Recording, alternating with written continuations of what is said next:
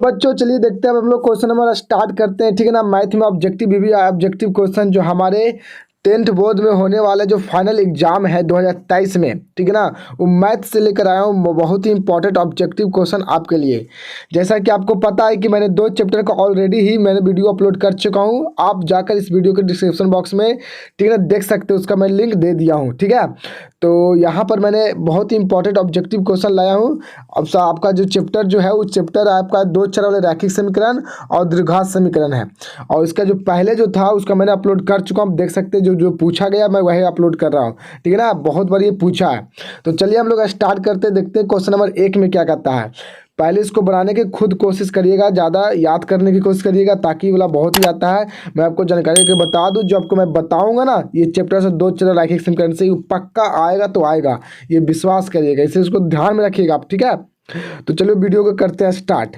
अगर आप मेरे वीडियो को सब्सक्राइब किए हैं तो ठीक है, धन्यवाद, थैंक यू। लेकिन अगर आप मेरे वीडियो पर नए आए हैं तो प्लीज़ इस यूट्यूब चैनल को सब्सक्राइब जरूर करना। ठीक है। और हो सके तो वीडियो को लाइक और शेयर जरूर करना। ठीक है। तो चलो वीडियो करते हैं बस स्टार्ट। देखिए क्वेश्चन नंबर पहला में क्या कहता है। कहता है ना कि जिस समीकरण निकाय का अद्वितीय हल हो। अद्वितीय हल का मतलब समझ में आता है जी? है, अद्वितीय का मतलब होता है एक हल। कितनी हल? एक हल हो। ठीक है ना। तो जिस समीकरण निकाय का अद्वितीय हल होता है वह समीकरण निकाय कहलाता है क्या? आपका ऑप्शन में ए है विरोधी, अविरोधी, सी में आश्रित, डी में इनमें से कोई नहीं। तो बताइए क्या होगा? अद्वितीय हल वाले का समीकरण निकाय क्या कहलाते हैं? तो आपका यहाँ पर जो राइट आंसर होगा, B is the right answer होगा। ठीक है। विरोधी कहलाते हैं। क्या कहलाते हैं? सॉरी अविरोधी। क्या कहलाते हैं? अविरोधी कहलाते हैं। ठीक है। कोई दिक्कत नहीं ना। चलिए देखते हैं अगला।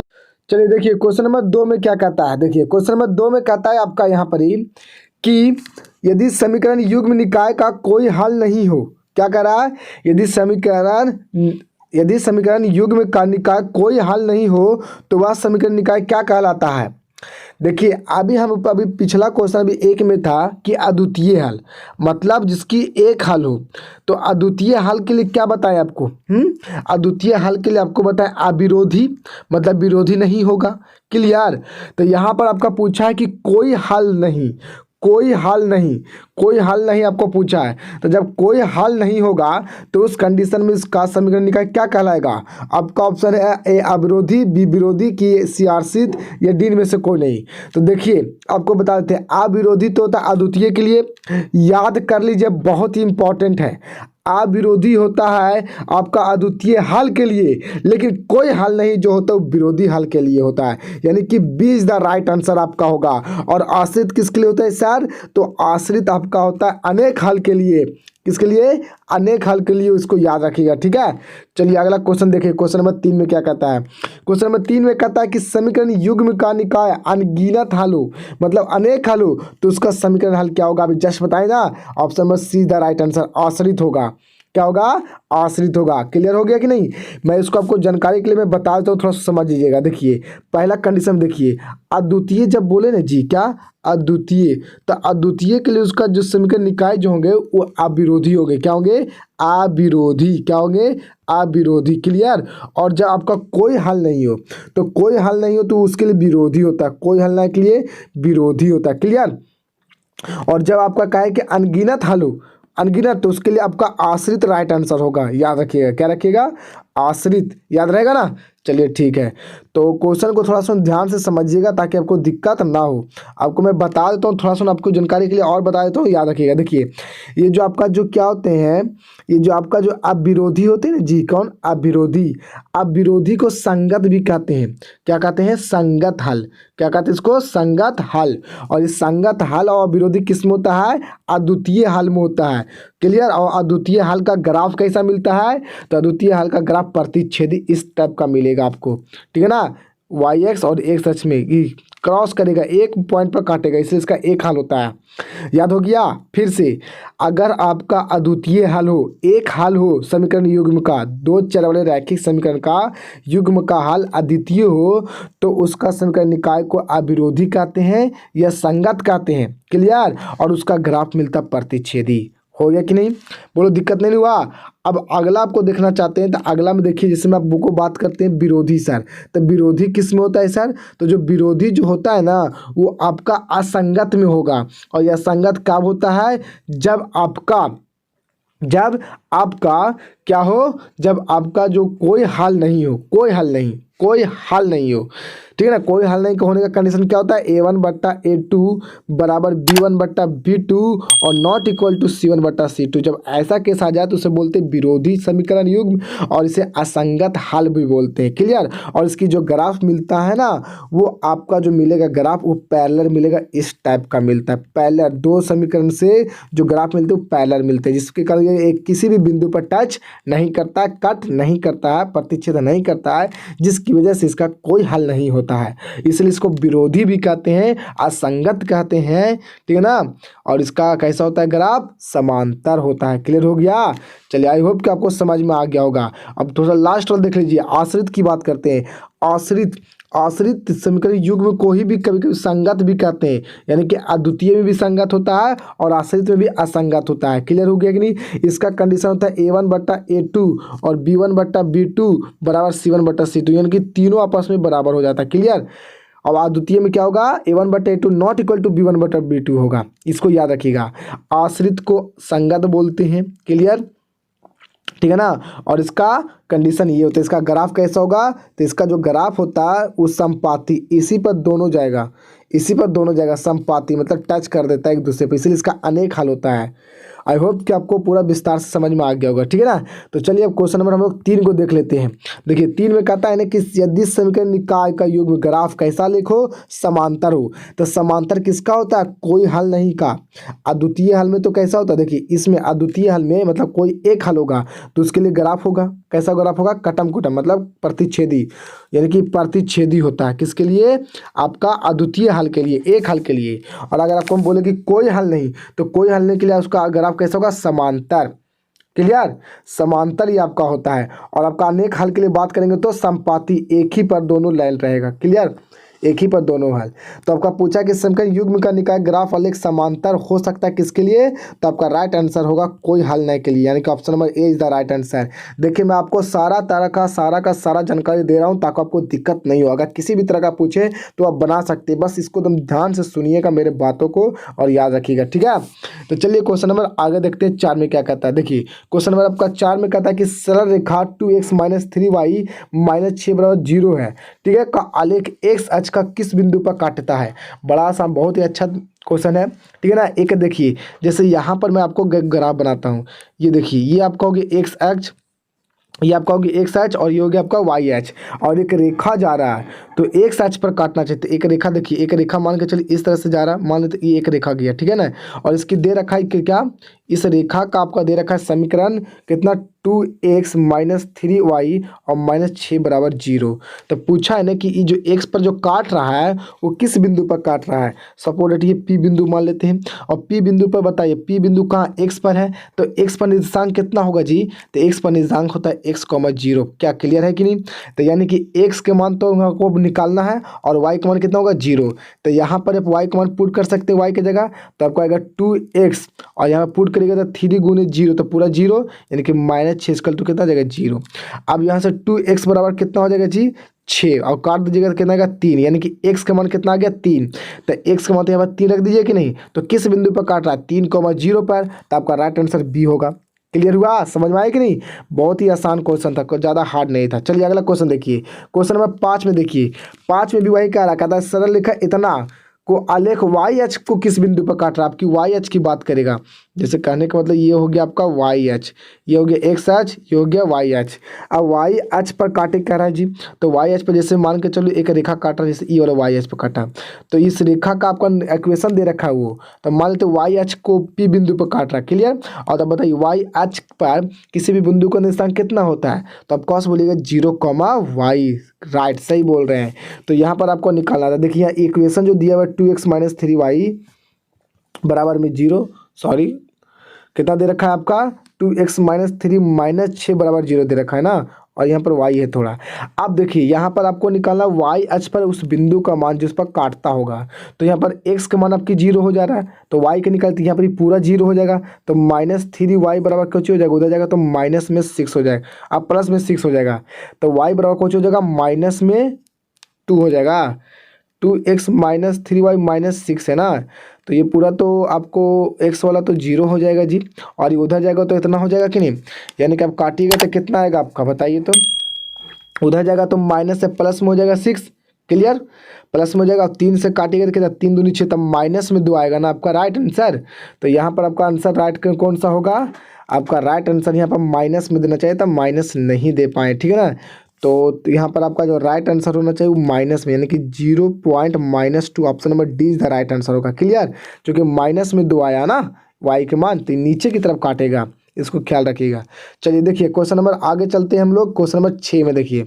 तो क्वेश्चन नंबर 6 में कहता है ना कि के किस मान के लिए, ठीक है ना, के किस मान के लिए समीकरण का निकाय का अद्वितीय हल होता है।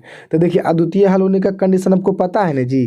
तो अद्वितीय हल होने का कंडीशन क्या है, A1 बट्टा, ठीक है ना, A2 और नॉट इक्वल टू B1 बट्टा B2, आपको पता ही है, क्लियर है कि नहीं। तो यहाँ पर A1 और A2 का वैल्यू पुट कीजिए। तो A1 यहाँ से कौन निकलेगा, कितना 2, तो 2 बट्टा कितना रखिएगा A2 कितना के बराबर, नॉट इक्वल टू बराबर B1 कितना होगा जी 3, और B2 कितना होगा 9, होगा कि नहीं, बोलो होगा। अब इसको क्या करिएगा, काटिएगा तो 3 दूनी 3 3 9, 1/3, और 3 से गुना करिएगा तो के बराबर नॉट इक्वल टू कितना आएगा 6 आएगा। यानी कि आपका यहाँ पर राइट आंसर कौन सा होगा, आपका बी, यानी कि कहने वाला के का मान अगर 6 नहीं होगा, ध्यान समझिएगा, इसका मतलब क्या होता है, अगर के का मान 6 नहीं होगा तो इस समीकरण का द्वितीय हल होगा, समझ में आ रहा। यानी कि आपका राइट आंसर ये होगा। मैंने यहाँ पर हज लिख दिया हूँ तो समझना, थोड़ा सा नॉट इक्वल टू बराबर का समझना, ठीक है ना। ऑप्शन थोड़ा सा नहीं लिखा रहा था, टाइपिंग में से दिक्कत था, इस बात को याद रखना, ठीक है। तो ऑप्शन नंबर आपका 20 द राइट आंसर होगा, क्लियर हो रहा ना, समझ में आ रहा ना। बस ये तो इंपॉर्टेंट ऑब्जेक्टिव क्वेश्चन है, ये सब पूछा गया है, इसलिए मैं आपको बता रहा हूँ। चलिए अगला देख लीजिए 7 का क्वेश्चन क्या कहता है, ठीक है ना। देखिए 7 का क्या कहता है, 7 का कहता है आपका क्वेश्चन में कि के किस मान के लिए, ध्यान से रखिएगा। देखिए क्या कहता है आपका, कहता है कि के किस मान के लिए, के किस मान के लिए समीकरण निकाय इतना और इतना का अनगिनत हल होगा, समझ रहे हैं, अनगिनत हल। तो आप बताइए अनगिनत हल कब मिलता है जी। तो अनगिनत हल तब मिलता है जब हमको तीनों बराबर A1 बट्टा A2 बराबर B1 बट्टा B2 बराबर C1 बट्टा C2, ये तीनों बराबर हो जाए तो हमें अनगिनत हल मिलता है। तो हमें के का मान निकालना है ना जी, तो हमको पुट करना पड़ेगा। तो A1 कितना, यहाँ पर 3 बट्टा कितना पुट करेंगे 6 बराबर B1 कितना लिखेंगे 4 बट्टा के। अब यहाँ से तो आप के निकाल ही सकते हैं ना, अगला तो जरूरत ही नहीं C1 को, तो यहाँ पर सब निकाल सकते हैं। 3 दूनी 6 हुआ कि नहीं, और 2 से काट दीजिए तो के बराबर कितना हो जाएगा 8 हो जाएगा। यानी कि के का मान 8 होगा तो अनगिनत हल होगा, यानी कि option number C is the right answer, clear हुआ। चलिए अगला क्वेश्चन देखिए 8 का क्वेश्चन देख लीजिए, किसका 8 का क्वेश्चन देख लीजिए। देखिए 8 में क्या कह रहा है, 8 में आपका कह रहा है ना, 8 में आपका ये कह रहा है कि यदि रैखिक समीकरण, क्या बोल रहा है, यदि रैखिक समीकरण 3x + 2y बराबर 4 में y का मान -1 हो तो x का मान क्या होगा। बड़ा सिंपल है, लेकिन सिंपल तो है, लेकिन आप लोग अगर आप लोग जानते हैं तो बना लीजिएगा जी, बात तो सही है, लेकिन नहीं जानिएगा तो नहीं बना पाइएगा, इस बात को याद रखिएगा, ठीक है ना। तो ये बहुत ही इम्पॉर्टेंट है, इस बात को याद रखना। तो इसको बनाने का तरीका कुछ हार्ड नहीं है, आप लोग बस समझ जाइए कैसे बनेगा, ठीक है ना। मानते कि बहुत ही आसान क्वेश्चन है, लेकिन ये पूछा गया क्वेश्चन है, ठीक है ना, और आसानी बिहार बोर्ड में आता है, ज़्यादा हार्ड नहीं आता है। तो इसका आंसर क्या निकालना, आपका x का मान निकालना है। तो देखिए 3x + 2y बराबर 4 दे रखा है, और y का मान -1, तो 3x और यहाँ पर y का मान -1 पुट किया तो -2 बराबर कितना हो जाएगा 4, और इस तरह से 3x बराबर -2 उधर जाएगा 4 में तो जुड़ जाएगा ना, -2 से उधर जाएगा तो +2, और 4 2 6 हो जाएगा, आप काट दीजिएगा तो x का मान कितना हो जाएगा 3 दूनी 6, यानी कि x का मान +2, option number B is the right. समझ में आया। ऐसे ही पुट करने के लिए आपको पक्का आएगा, सेटअप परीक्षा में भी ये वाला पूछा गया आपका इसी वर्ष में, ठीक है ना, इस बात को याद रखना। चलो क्वेश्चन देखिए, क्वेश्चन नंबर 9 जो आपका है ना 9, क्वेश्चन नंबर 9 में थोड़ा सा टाइपिंग में दिक्कत हो गया जी, क्या हो गया है, टाइपिंग में दिक्कत। तो ये आपका थोड़ा सा क्वेश्चन को फोल्ड मान लीजिए, अभी दिक्कत होगी इसमें टाइपिंग में पूरा नहीं किए, कोई बात नहीं, उसी की तरह था जिसमें उसमें y का मान दिया था, किसका मान निकालना था, x का मान ना। अब इसमें x दे दिया, y का मान निकालना है, ठीक है ना। टाइपिंग में पूरा क्वेश्चन नहीं लिख पाए हैं, कोई बात नहीं। चलिए अगला क्वेश्चन देख लेते हैं। क्वेश्चन नंबर 10 में देख लीजिए। क्वेश्चन नंबर आपका 10 में कहता है ना कि एक रैखिक समीकरण का घात कितना होता है। रैखिक समीकरण जैसे में ए एक्स प्लस में बी इक्वल टू 0, तो एक्स के पर कितना है एक, रैखिक समीकरण का घात होता है एक, याद रखिएगा। और इसकी शून्यक पूछेगा तो एक्स बराबर हो जाएगा माइनस बी बट्टा ए। तो ये आपका किसके लिए हो गया, ये आपका एक शून्यक होगा। रैखिक समीकरण में एक शून्यक और उसका फॉर्मूला निकालने का होता है अल्फा बराबर फॉर्मूला होता है माइनस बी बट्टा ए। जबकि द्विघात बहुपद में अल्फा और बीटा होता है तो वहाँ पर अल्फा प्लस बीटा करके माइनस बी बट्टा ए लिखा जाता है और वो सी बटा ए, समझ आ रहा है। तो रैखिक समीकरण का घात एक होता है और इसके शून्यक बराबर फॉर्मूला माइनस बी बटा ए होता है, याद रखना। चलो अगला क्वेश्चन देख लेते हैं 11 का, ठीक है। तो 11 में आपका क्वेश्चन क्या रखा है ना, क्या कर रखा है थोड़ा सा देखो। 11 में क्या रखा आपका क्वेश्चन कि युगपत समीकरण 2x प्लस 3y बराबर 4 और 4x प्लस 6y बराबर 9 तो ये निकाय है। अब तुमको पता करना पड़ेगा कि कौन सा ये निकाय है बॉस, पता करना पड़ेगा। देखिए आपको थोड़ा सा मैं आपको जानकारी के बता दूं कि जो संगत कब होते हैं, सॉरी असंगत कब होते हैं। तो देखिए असंगत तब होगे ना कि जब a1 बट्टा a2 बराबर b1 बट्टा b2 और नॉट इक्वल टू c1 बट्टा c2 आए, तो इस कंडीशन में ये असंगत होता है। और संगत तब होता है जब आपका पहलके में बराबर ना हो जाए और ये वाला आपका बराबर हो जाए, ठीक है ना। ये वाला आपका बराबर हो जाए, ये वाला आपका बराबर हो जाएगा, तब ये वाला आपका बराबर हो जाएगा।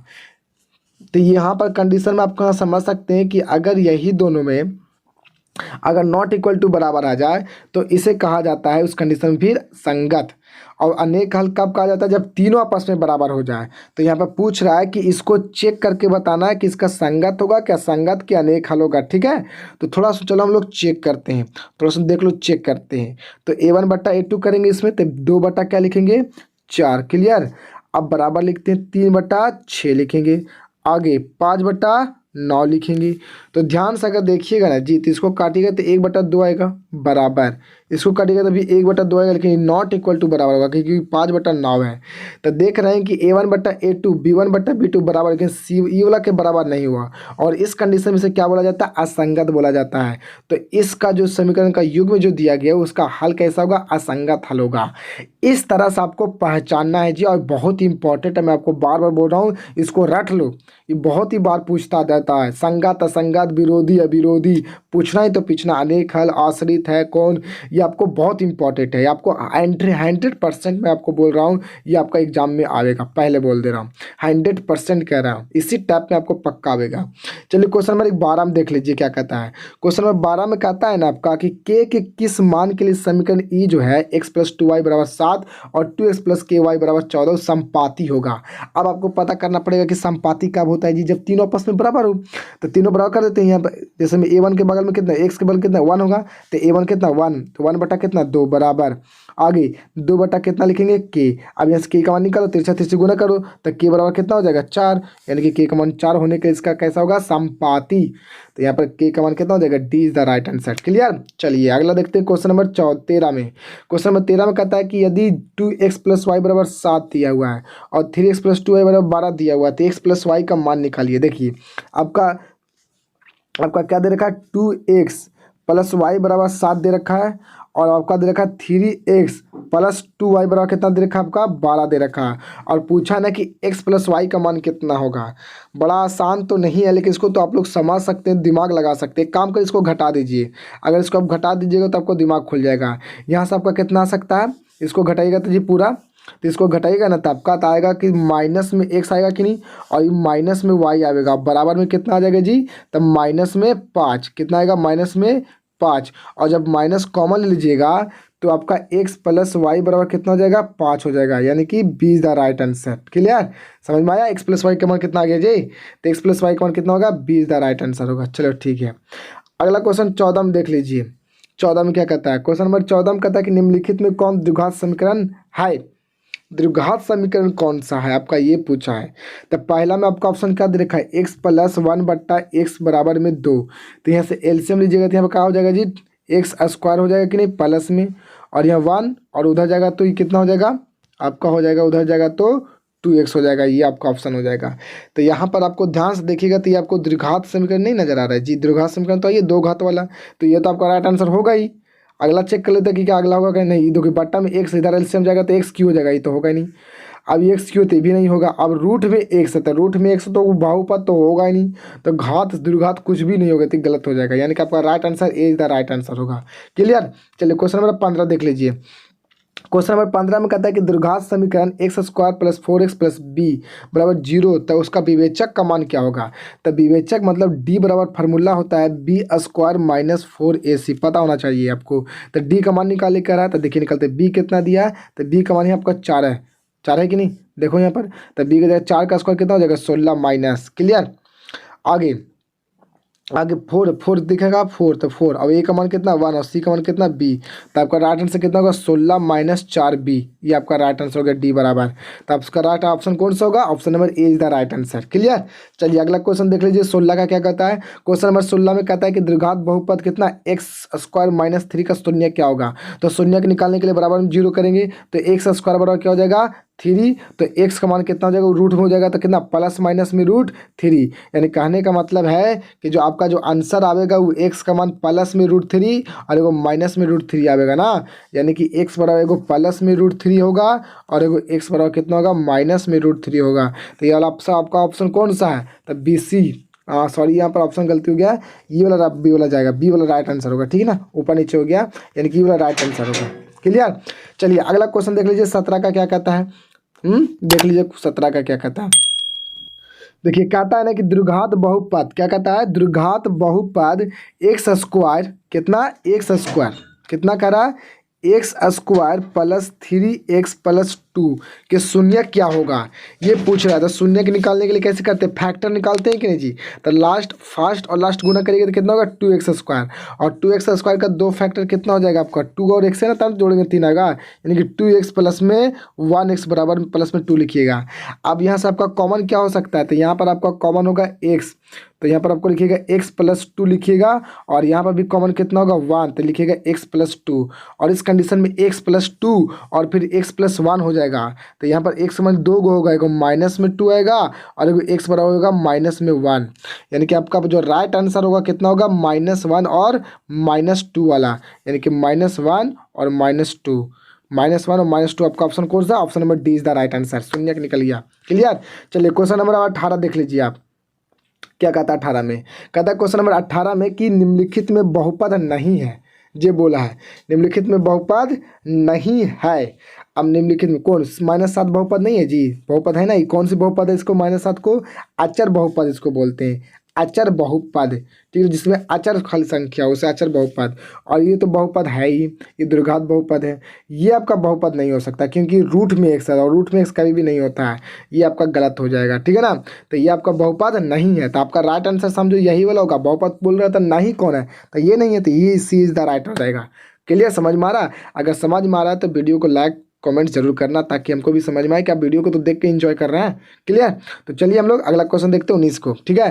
तो देखिए क्वेश्चन नंबर 19 में क्या कहता है, बहुत ही अच्छा क्वेश्चन है, देख लीजिए एक बार क्वेश्चन कहता है क्वेश्चन नंबर 19 में कि क्या कहता है कि यहाँ कहता है कि यदि एक्स स्क्वायर, क्या बोल रहा है, यदि एक्स स्क्वायर प्लस 4x और प्लस k, क्लियर, के मूल वास्तविक हो, मूल क्या हो वास्तविक हो, तो k का मान मतलब कहाँ से कहाँ हो सकता है, मूल वास्तविक हो। तो देखिए आपको एक बात बताऊँ, मूल वास्तविक कब हो सकता है, मूल वास्तविक कब हो सकता है, मैं आपको बताना चाहता हूँ, पहले आपको बता ही देता हूँ कि मूल वास्तविक कब होता है। थोड़ा सा देख लीजिए कि मूल वास्तविक कब होता है। देखिए आपको वास्तविक की कंडीशन का कहने का मतलब, देखिए आपको पहले ये देख लीजिए, अगर आपका d के वैल्यू, अगर विवेचक अगर d का वैल्यू 0 से बड़ा आ जाए, d का वैल्यू क्या आ जाए 0 से बड़ा आ जाए, अगर d का वैल्यू क्या आ जाए 0 से बड़ा आ जाए, तो उस कंडीशन में आपका क्या होगा, अगर d के वैल्यू 0 से बड़ा आ जाए तो वो वास्तविक होगा, और भिन्न का मतलब होता है वो असमान होगा, क्या होगा असमान, इसको याद रखिएगा आप। अगर आपका डी का वैल्यू बड़ा हो जाए 0 से तो उस कंडीशन में आपका वास्तविक होता है, मूल पहचान प्रकृति की उसकी और असमान होता है, ठीक है नहीं। आगे अगर डी बराबर 0 हो जाए तो भी मूल वास्तविक होगा, लेकिन वो समान होगा, असमान नहीं। क्लियर। और अगला थोड़ा आपका है यहाँ पर, अगला देख लीजिए, अगला आपका यहाँ पर थोड़ा सा एक और है कि अगर आपका डी का वैल्यू आता है 0 से छोटा, मतलब 0 से छोटा तो नेगेटिव में आ सकता है, तो उस कंडीशन में कोई वास्तविक मूल्य नहीं होगा, मतलब ये अवास्तविक होगा। क्लियर। अब हमको आपको एक बात बताना चाहता हूँ कि मूल वास्तविक कब होता है, तो मूल वास्तविक दो कंडीशन में यहाँ हो रहा है। कितनी कंडीशन में हो रहा है? दो कंडीशन में हो रहा है। आप यहाँ पर देख सकते हैं मूल वास्तविक दो कंडीशन में हो रहा है। एक तो ये कि जब डी बड़ा हो 0 से और डी बराबर, तो वो मूल वास्तविक नहीं है। देखो तो तब मूल खाली वास्तविक बोले तो आपको लिखना पड़ेगा डी बड़ा होगा और बराबर होगा 0 से तब। तो यही कॉन्सेप्ट आपको मैं बताने के यहाँ पर आया था। तो जैसे चलिए आपको बताता हूँ आप उसी के पास, ठीक है। जैसे मैं यहाँ पर था क्वेश्चन ना, तो देखिए ये था आपका क्वेश्चन। तो यहाँ पर पूछा था ना कि एक्स स्क्वायर, ठीक है ना, एक्स स्क्वायर पूछा, एक्स स्क्वायर प्लस 4x और प्लस के में मूल वास्तविक हो तो के का मान कहाँ से कहाँ हो सकता है, तक कि तब मूल वास्तविक में क्या बताएं जी अभी, तो जो डी जो होता है वो बड़ा भी हो सकता है और जीरो के बराबर भी हो सकता है। क्लियर। और इस कंडीशन में आप यहाँ पर रखिएगा तब B square minus 4ac, D का वैल्यू बड़ा बराबर लिखिएगा, लिखिए कि नहीं। अब बी का वैल्यू कौन होगा जी इसमें, तो इसमें बी का वैल्यू ये वाला होगा 4, तो 4 का स्क्वायर 16 लिखिएगा, माइनस अब लिखिएगा 4ac, तो 4ac कितना हो जाएगा, 4 के हो जाएगा कि नहीं, ए का वैल्यू तो बना है, बड़ा बराबर लिखिएगा। अब क्या करिएगा 16 को उधर भेजिएगा, तो 16 को उधर भेजिएगा तो -4 के बड़ा बराबर, तो -16 अब क्यों हो जाएगा। अब माइनस को हटाने के लिए क्या की जाती है, -1 से पर दोनों तरफ भागा दी जाती है। समझ में आ रहा है बात को। तो जब दोनों तरफ भागा दी जाएगी तो ये वाला चिन्ह जो है ना, ये चिन्ह बदल जाता है। जब माइनस को हटाना हो, मगर माइनस हटाना बार बार बोल, देखो ये बहुत इंपॉर्टेंट, इसको धरो पकड़ो इस चीज़ को। अगर माइनस को हटाना है, इसको प्लस मिलाना है, तो आपकी इस चिन्ह बदल जाएगी। ये चिन्ह क्या होगी, बदल जाएगा। और 4 चक्को आपको ये 16 हो जाएगा और इसको चिन्ह बदल जाएगी, क्योंकि इसको माइनस मतलब -1 सबको भागा देना पड़ेगा और -1 से भागा देना पड़ेगा। तो इस कंडीशन माइनस माइनस कटेगा, ये माइनस माइनस कटेगा, और उस कंडीशन में आपका यहाँ पर कितना आ जाएगा, आपका यहाँ पर आ जाएगा के बराबर, के बड़ा है ना, तो यहाँ पर आपका हो जाएगा कि जो क्या होगी, के जो छोटा और, ठीक है ना, 4 से छोटा और उसके बराबर हो सकता है। तो यहाँ पर आपका ऑप्शन कौन सा होगा, देखिए तो राइट, यानी कि आपका ऑप्शन हो सकता है यहाँ पर ही के छोटा बराबर कौन सा है, तो option number A is the right answer. बहुत इंपॉर्टेंट था, देखो मैंने सोल्व करके आपको बताया, आई होप कि आपको समझ में आया होगा। ठीक है, चलिए क्वेश्चन नंबर हम लोग 20 के देख लेते हैं क्या कहता है।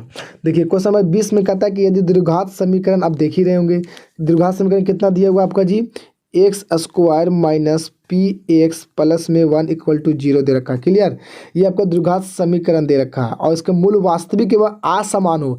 अभी जस्ट बताओ वास्तविक और असमान कब होता है, जब डी बड़ा होता है 0 से। क्लियर हुआ कि नहीं, जब डी बड़ा होता है 0 से, तब जब डी बड़ा होता है 0 से, तो यहाँ पर फार्मूला लगाएंगे तब क्या हो जाएगा, बी स्क्वायर माइनस 4ac होगा कि नहीं, बोलो। और अब यहाँ पर बी का वैल्यू पुट करेंगे तो बी कितना हो जाएगा, बी की जगह पी आएगा तो -p, यानी कि पी स्क्वायर यहाँ पर हो जाएगा। चलो 4a का मान कितना लिखेंगे 1 और c का मान कितना है जी 1, यानी कितना ही बराबर में क्या लिखेंगे 0 लिखेंगे, बोलो लिखेंगे। और इस तरह से पी स्क्वायर, पी बराबर स्क्वायर क्या हो जाएगा 4, तो पी बराबर आपका क्या आ जाएगा प्लस माइनस में 2 आ जाएगा, प्लस माइनस में 2। लेकिन हमको पूछा है ना कि पी का मैग्नीट्यूड, ऑप्शन में देखिए पी का मैग्नीट्यूड, तो पी का मैग्नीट्यूड मतलब नेगेटिव को भी पॉजिटिव कर देगा, तो 2 का वैल्यू पॉजिटिव 2 हो सकता है। यानी कि यहाँ पर राइट आंसर आपका जो कौन सा होगा, आपका यहाँ पर जो राइट आंसर जो होगा, थोड़ा सा दिक्कत है बॉस, देखो यहाँ पर डी बड़ा न होगा तो यहाँ पर आपको 0 नहीं दिए, तो यहाँ पर 0 का बड़ा नहीं देंगे, बड़ा नहीं देंगे, बड़ा नहीं देंगे, तो यहाँ पर आपका बड़ा में ना आएगा, डी बड़ा में आएगा, बड़ा में होगा, गलती हो गया जी। पी का जो मैग्नीट्यूड होगा वो बड़ा में होगा। यहाँ पर ऑप्शन देखो बी भी दिया गया अभी है ना, ये आपका गलत हो गया, ठीक है ना, ये आपको गलत है, ये राइट आंसर होगा, क्योंकि यहाँ पर बड़ा का साइन ना है, ये बड़ा का ना साइन है, यहाँ पर तो देखना पड़ेगा ना हम लोग को। क्लियर, तो आपका 20 द राइट आंसर हो जाएगा। क्लियर, चलिए अगला देखिए क्वेश्चन नंबर 21 में सोल्व करते हैं। क्वेश्चन नंबर 21 में देखिए तो क्या कहता है, कहता है ना 21 में कि द्विघात समीकरण कितना दे रखा है, ए एक्स स्क्वायर प्लस में बी एक्स और प्लस में सी इक्वल टू 0 दे रखा है। तो इसके मूल समान होंगे यदि, अब मूल समान कब होंगे भाई, तो हम लोग को पता है कि मूल दो एक ही कंडीशन में समान हो सकता है, जब डी बराबर 0 हो। क्लियर। और डी बराबर फॉर्मूला होता है बी स्क्वायर माइनस 4ac होता है। हाँ बोलो। अब बी का वैल्यू यहाँ पर पुट करो तो वही तो हो गया, बराबर में 0। अब इसको उधर भेजिएगा तो बी स्क्वायर बराबर कुछ हो जाएगा 4ac हो जाएगा। और इसी कंडीशन मूल क्या होंगे, समान होंगे, यानी कि बी स्क्वायर बराबर 4ac। Option number A is the right answer. Clear हुआ। चलो ठीक है, तो आगे चलते हैं। अगला देखिए कैश में, देखिए 22 के देखिए क्वेश्चन क्या कहता है। 22 में आपका क्वेश्चन कहता है कि यदि द्विघात समीकरण इतना के मूल वास्तविक और समान हो तो प्रत्येक मूल कितना होगा। कह रहा है मूल वास्तविक और समान है, तो मूल वास्तविक और समान मतलब डी बराबर आपको 0 दिया था, मूल पूछ रहा है, मूल मतलब एक्स की वैल्यू पूछ रहा था। हमको पता है कि एक्स बराबर फार्मूला होता है minus B plus minus root under D और बट्टा में होता है 2a। क्लियर। तो यहाँ से आपका x बराबर निकाल नहीं सकते हैं जी, तो माइनस बी के तो माइनस बी और प्लस माइनस रूट डी, तो डी का वैल्यू 0, तो पूरा तो 0 यानी कि खाली आएगा माइनस बी और 2a का लिखिएगा 2a। तो इस तरह से x का वैल्यू दोनों का वैल्यू इतना ही होगा, यानी कि option number A is the right answer. दिख रहा है, पूछा गया जो। क्लियर हुआ।